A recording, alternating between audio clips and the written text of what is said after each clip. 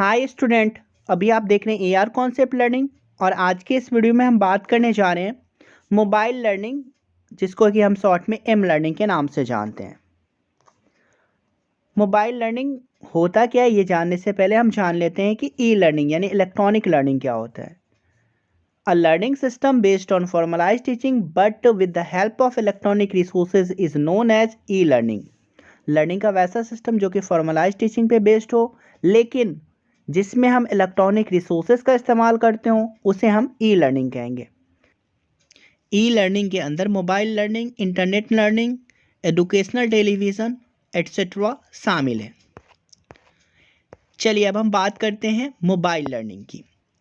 Mobile learning क्या होता है? Mobile learning is the ability to access educational resources, tools and material at any time from anywhere using a mobile device. Ability है access करने का educational resources को, tool को और educational material को कहीं पर भी किसी भी वक्त हम उसको एक्सेस करते हैं। ख़ास तौर से हम मोबाइल डिवाइसेस का इस्तेमाल, mobile devices means portable devices, जिसको कि हम एक जगह से दूसरी जगह आसानी से लेके जा सकते हैं। सिर्फ इसके अंदर मोबाइल फ़ोन शामिल नहीं है। तो वैसे डिवाइसेस जिसको हम एक जगह से दूसरी जगह लेके जा सकते हैं, उसके थ्रू जब हम लर्निंग करते हैं तो उसे हम मोबाइल लर्निंग कहते हैं। इसके अंदर पोर्टेबल डिवाइस जैसे कि टैबलेट है, स्मार्टफोन है, इसके अलावा बहुत सारे मटेरियल है जिसमें मोबाइल ऐप्स के थ्रू हम लोग क्या करते हैं कि सीखते हैं, या हम सोशल इंटरेक्शन या ऑनलाइन एजुकेशनल हब्स हैं, इसके थ्रू हम सीखते हैं। मोबाइल लर्निंग बहुत ही फ्लेक्सिबल होता है, it is flexible. Mobile learning devices कौन कौन से होते हैं? तो मोबाइल फ़ोन तो हो गया, जिसको हम स्मार्टफोन भी कहते हैं, laptops, tablets, gaming consoles, iPod, MP3 players, personal digital assistant, USB driver और ई बुक रीडर। तो ये सारे मोबाइल डिवाइसेस हैं। इसके थ्रू जब हम लर्निंग करेंगे तो उसको हम मोबाइल लर्निंग कहेंगे, ना कि सिर्फ मोबाइल फ़ोन के ज़रिए। चलिए अब हम बात कर लेते हैं चैलेंजेस फॉर लर्निंग टुडे। आज जो हमारे सामने जो समस्याएं हैं लर्निंग में, वो कौन कौन सी है? ख़ास तौर से हमारे मुल्क में कॉस्ट एंड फंडिंग की। मतलब हम यूनिवर्सल एजुकेशन को देखें तो वो बहुत ही एक्सपेंसिव है, और ज़्यादातर जो डेवलपिंग कंट्रीज़ हैं दुनिया की, उसमें वेल्थ की बहुत कमी है एजुकेशन के लिए। हर सिटीज़न को एजुकेशन देना बहुत मुश्किल है। यहाँ तक कि प्राइमरी एजुकेशन जो है उसको भी हम यूनिवर्सल नहीं कर पा रहे हैं। तो कॉस्ट और फंडिंग की जो प्रॉब्लम है, ये बहुत बड़ी समस्या है। तो इसमें मोबाइल लर्निंग बहुत हेल्पफुल हो सकता है। चाइल्ड लेबर एक्सपेक्टेशंस, तो हम ये देखते हैं कि बहुत से बच्चे जो हैं जो स्कूल जा रहे हैं, तो उनके पेरेंट्स चाहते हैं कि वो उनको कुछ इनकम घर पे ला करके दे। लगभग 250 million children have to work to help their families. तो वो काम करके 250 मिलियन बच्चे लगभग, एक डेटा है जिसमें वो चाहते हैं कि अपने पेरेंट्स की वो मदद करें, या पेरेंट्स चाहते हैं कि बच्चे हमारी मदद करें। इसके अलावा जो चैलेंजेस है वो है इक्वल अपॉर्चुनिटीज़ का। तो हम ये देखते हैं कि दुनिया की लगभग आधी जो आबादी है वो इस तरह के कम्युनिटी में, और जो स्कूल है उसमें ये डिफरेंसेस है कि कम्युनिटी में जो लैंग्वेज का इस्तेमाल किया जाता है वो स्कूल में लैंग्वेज का इस्तेमाल नहीं किया जाता। ये डिफरेंसेस होते हैं। इसके अलावा जो है बहुत से बच्चे डिसेबल होते हैं, जो कि आसानी से वो स्कूल अटेंड नहीं कर पाएंगे। तो इन सब सिचुएशंस को देखते हुए, ख़ास तौर से जो गर्ल्स की जो जेंडर गैप की बात करते हैं, उसकी वजह से भी जनरली पेरेंट्स जो है अपने बच्चों को, ख़ास तौर से जो लड़कियां हैं उनको अलाउ नहीं करती है। या तो कल्चरल नॉर्म्स हो सकते हैं, या कोई अदर्स प्रॉब्लम्स की वजह से वो उन्हें जाने नहीं देते हैं स्कूल में। तो ये भी एक प्रॉब्लम्स है, जिस प्रॉब्लम को दूर मोबाइल लर्निंग कर सकता है। इसके अलावा ड्रॉप आउट, हम लोग जानते हैं कि डेवलपिंग कंट्रीज़ में ड्रॉप रेट जो है बहुत ज़्यादा हाई है, और उसके बहुत सारे रीज़न हैं।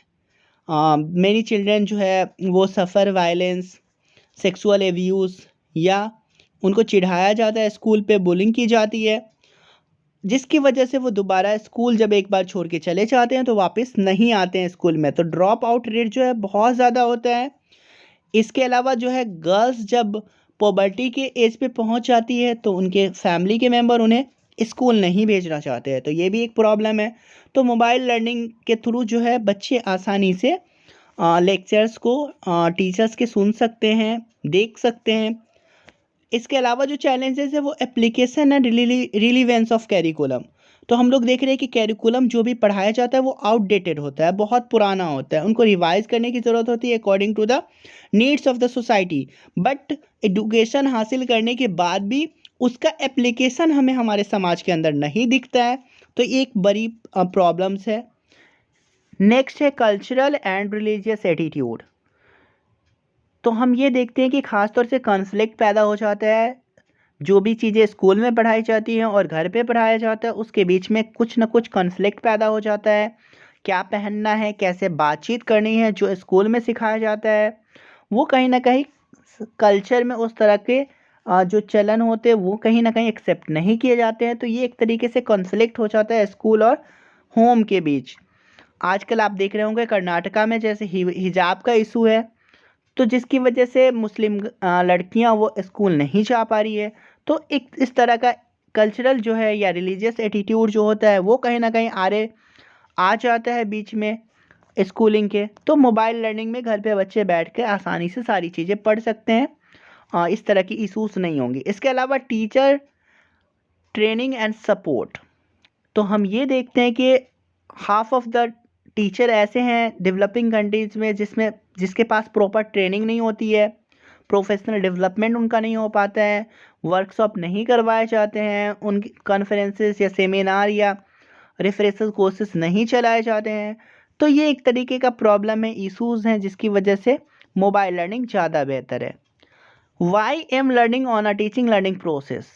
जो हम बात कर रहे थे कि एम लर्निंग टूल जो है बहुत हेल्पफुल होता है। ये क्या करता है कि कैरिकुलम सेंट्रिक होता है। कैरिकुलम जो भी हो उसको आसानी से इसमें पढ़ा जा सकता है। अभी हम देख रहे हैं कोविड-19 की सिचुएशन जो है, कोरोना वायरस की सिचुएशन जो है, तो अभी की जो डिमांडिंग सिनेरियो है वहाँ पे मोबाइल लर्निंग जो है बहुत ज़्यादा इम्पोर्टेंट हो गया है, ख़ास तौर से एजुकेशनल सेटिंग के लिए। चलिए अब हम बात कर लेते हैं यूजेस और advantages of mobile learning in teaching learning processes.